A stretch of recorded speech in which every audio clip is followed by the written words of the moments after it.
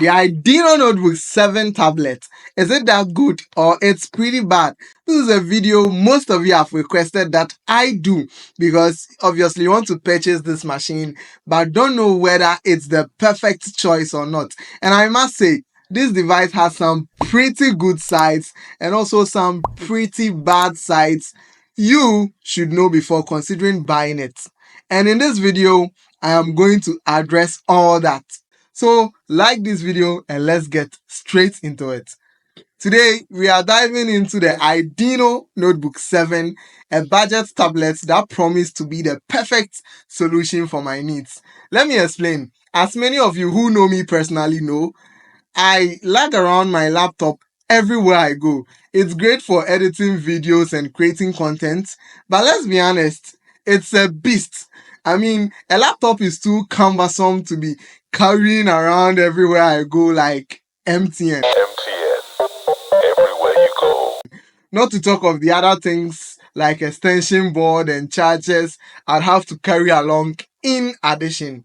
So, I wanted something lighter, more compact, something I could easily throw in my bag and take with me on the go. That's where the iDino Notebook 7 came in.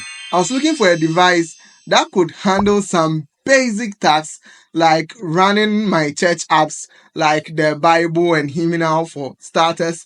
Plus, I'm still an undergraduate student and do attend a lot of lectures for my studies, and I needed something for note taking and assessing my study materials. The iDino Notebook 7 seemed to tick all the boxes, especially considering its price point. Now, before we get into the nitty gritty, let me just say this tablet looks great. It's got a sleek design that kind of remind me of a phone. I mean, the iPhone. That was a great and major selling point for me. Now, for those of you who missed the unboxing of this device, you can check it out up here, and I'll also leave a link to it in the description so that you can go and check it out. First impression, this tablet looks sharp. It's got a sleek design that kind of remind me of the iPhone, even though it's made of plastic, which makes it nice and light, but it is also less prone to shattering if you happen to mistakenly drop it or it falls out of your hand. That's a big plus for me. Speaking of big pluses, the battery life on this thing is insane. It boasts of a whooping 10,000 mAh battery. Doing my testing, I easily got 2 days of use on a single charge, even with no moderate browsing and streaming. That's fantastic for a budget tablet. And speaking of charging, it comes with a Type-C charger, which is awesome because it charges super fast. This meant that I didn't have to wait hours for a full battery. In testing this device, I could just toss it up on charge and go about my activities, and by the time I come to unplug it, it's already full on charge. The display is a 10.1-inch display, and the visuals are good for watching movies and browsing on the web, though they look a little bit desaturated as compared to most modern phones. Now, some reviewers have complained that the screen is plastic and scratches easily. That's true, but hey, for a budget tablet, it gets the job done. Plus, they included a case, which is really well made and offers some extra protection. Alright, so far so good.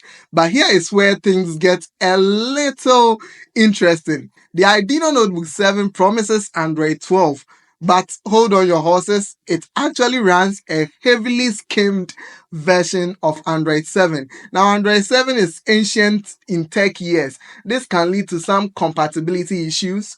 For example, I tried installing Microsoft Office 365 on the device, but it wasn't compatible. So be prepared to use some alternative apps. For starters, even the original UI this came with looks pretty outdated, and I couldn't resist but install another launcher to make it look a bit more welcoming. Speaking of the performance, it can be a bit laggy at times. While it has 8 GB of RAM and 512 GB of storage, which is pretty impressive for the price. It doesn't always translate to be a smooth user experience. Don't expect to be editing videos or playing super demanding games like Call of Duty Mobile or PUBG on this bad boy. Let me also add to the fact that the speakers on this thing is very loud, but it lacks a little bit on the bass side, and so lower your expectations. It's going to give you very loud sounds, but just a little bit of bass. Also, the smartwatch this thing came with, let me just be honest, it's not so smart. And the AirPods this thing came with, the sound is not as great as compared to the ones on the market right now. It also came with this beautiful sleek keyboard which works with type C on charge, and also this one, I think it works perfectly. So for the price point, this is a great device. And lastly, the cameras. This is a major letdown. The triple camera layout on the back looks fancy, but only one camera actually works. And let me tell you, the quality is not good. Don't be fooled by the fancy design. This won't give you any better photos. The iDino Notebook 7 is a mixed bag. It has a great battery life, ample storage, and a decent display for the price. But the outdated software, limited app compatibility, and poor camera performance really holds it back. So, is it the right tablet for you? Well, I'll say if you're on a super tight budget and you just need a basic device for casual browsing and entertainment, it might be an option. But if you prioritize performance, a smooth user experience, and the latest apps, you'd be better off saving up for something a little more powerful. Let me know in the comments below what you think about the iDino Notebook 7. Would you consider buying it? And as always, if you enjoyed this video, don't forget to like and subscribe for more tech reviews. I'll see you in the next one. Ciao.